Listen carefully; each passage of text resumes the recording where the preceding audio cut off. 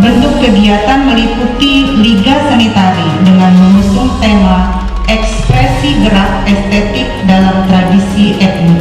Di SMA Negeri 1 Sekampung-Udik, Lampung Timur. Sukses gak sih? Sukses dong!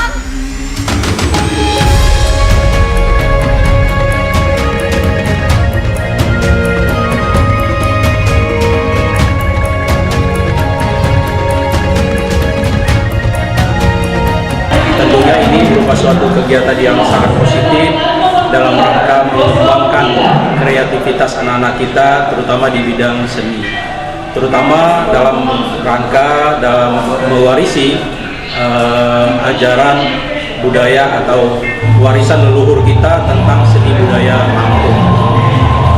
Harapan kita dengan adanya liga ini, anak-anak bisa memetik suatu hasilnya adalah pengembangan seni budaya dan juga merupakan suatu alat perekat persatuan antara pelajar di